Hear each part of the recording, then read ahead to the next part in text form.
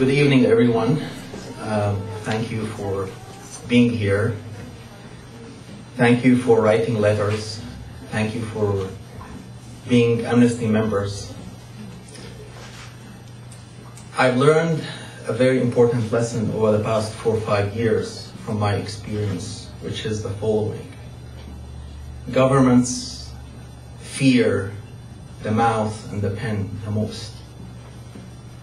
When I was arrested in the United States during this 10-day or 12-day period, they wouldn't allow me to have a pen. Maybe they thought I was going to write to Amnesty International. During the early days when I was sent to Syria, I read in some of the inquiry documents that Foreign Affairs received about 500 letters from people like you. And that's when they started taking action. This is to say that writing letters, speaking out, standing up for justice make difference, even if it's a little. In my case, the government of Canada wouldn't have paid attention to what I have gone through if it were not up for the public and people like you writing letters and expressing their opinions. I sometimes say to myself, how would the world be today?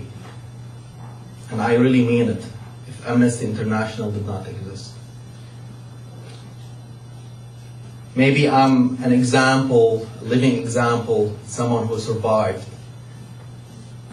But if you read through history, Amnesty International has helped thousands and thousands of people like myself. We should be proud of the achievements that we have.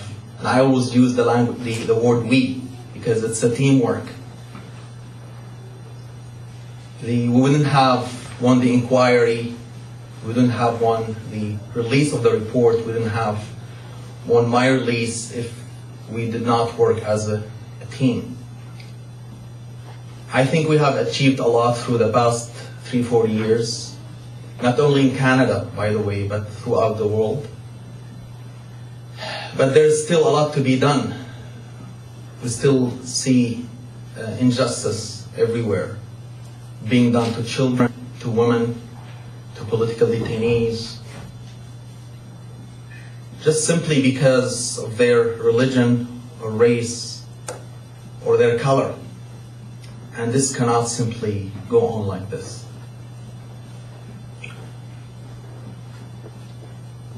Writing letters make a difference.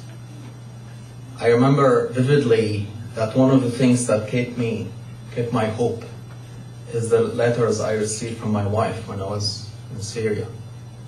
They were very, very powerful expressions that really gave me hope, and that one day I will be released.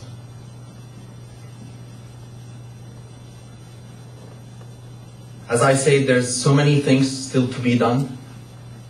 Domestically, we know about the ongoing case that Amnesty International has championed regarding the Afghan detainees and the disregard for their human rights.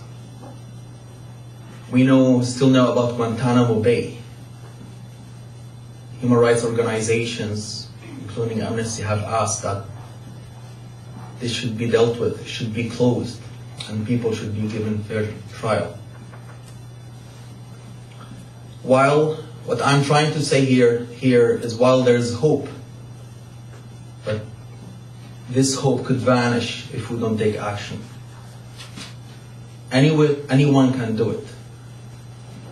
Writing letters, participating in volunteering events, and so on.